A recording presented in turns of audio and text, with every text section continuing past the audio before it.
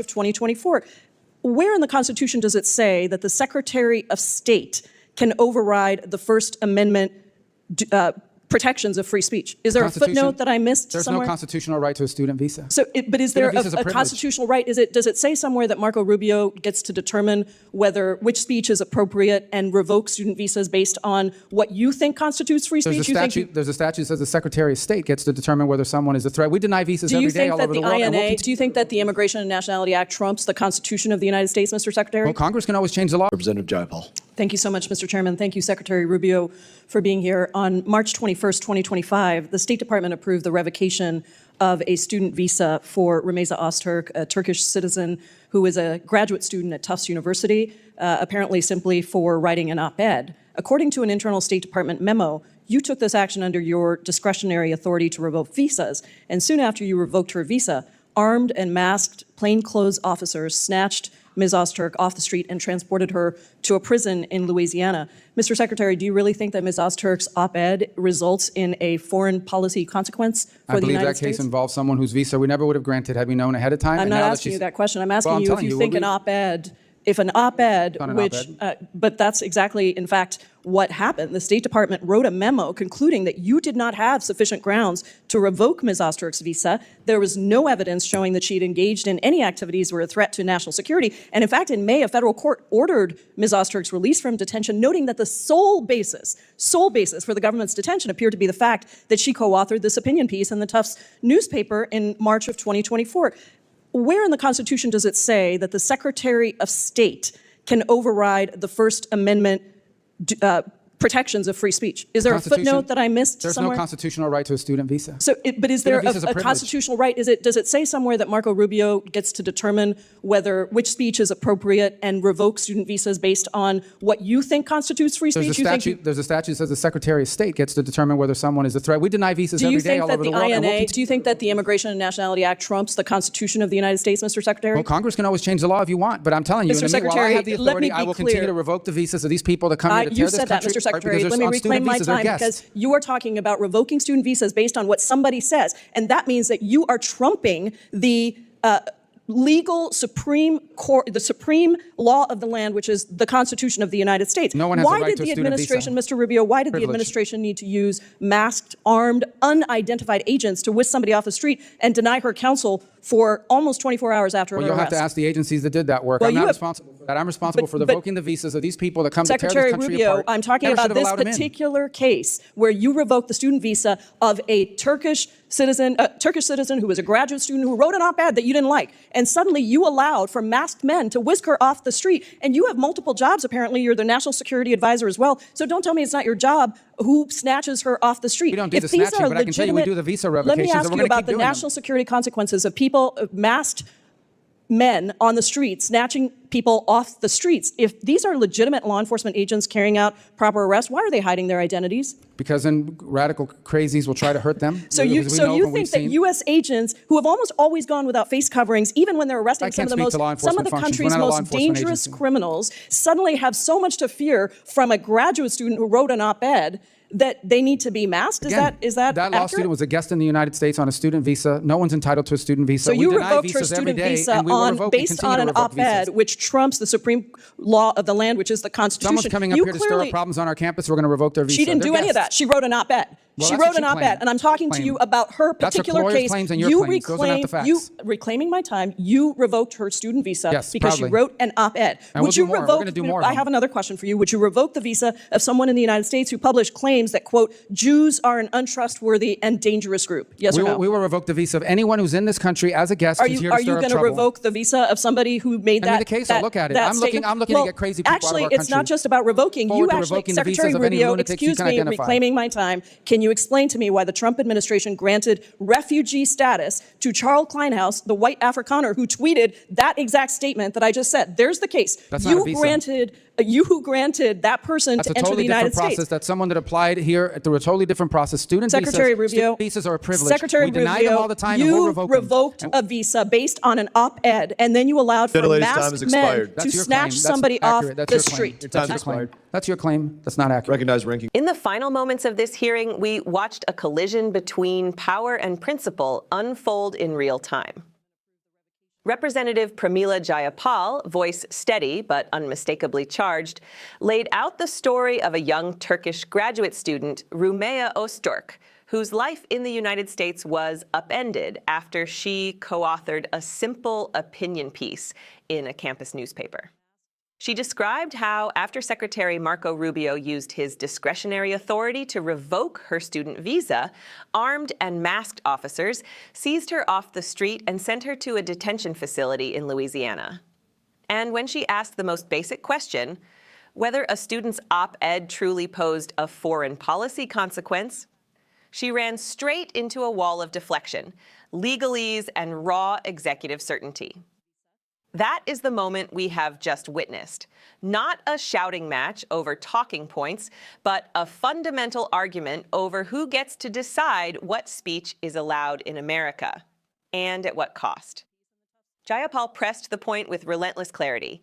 The State Department's own memo, she said, found there were no sufficient grounds to revoke the visa.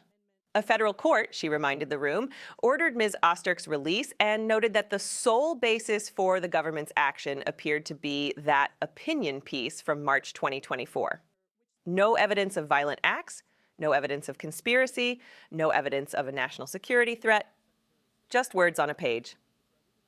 In response, Secretary Rubio did not deny the facts of the case. Instead, he shifted the terrain. There is no constitutional right to a student visa, he insisted. There is a statute granting him authority to deny or revoke visas if he deems someone a threat. Congress wrote that law. Congress can change that law. Until then, he will continue to revoke the visas of these people that come here to tear this country apart. There, in that phrase, is the heart of the clash. On one side, an elected representative invoking the First Amendment, the supreme law of the land, asking where in the Constitution it says Marco Rubio gets to decide which speech is acceptable. On the other side, a cabinet official invoking statutes, discretion, and fear, insisting that the power to label someone a threat, to brand them as a danger, lies squarely in his hands. Jayapal's questions about masked officers only sharpened that divide. Why, she asked, were agents hidden behind face coverings if they were engaged in lawful, accountable arrests on American streets? Rubio's answer was blunt. They are protecting themselves from radical crazies. The implication was clear. The state is under siege. Anyone who speaks in a way that alarms those in charge can be cast in the same shadowy category, not as a participant in democratic debate, but as part of a vague, ever-present menace. Jayapal pushed back with an example that exposed a deeper double standard.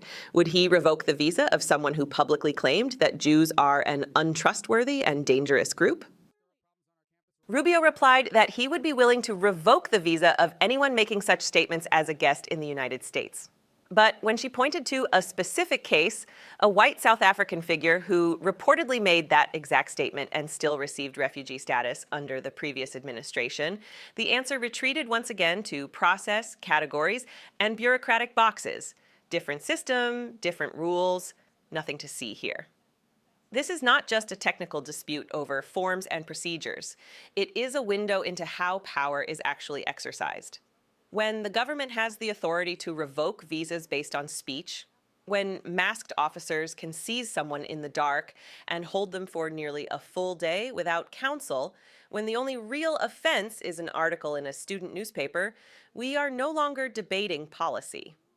We are debating the line between a confident democracy and a fearful government that uses its tools to silence inconvenient voices.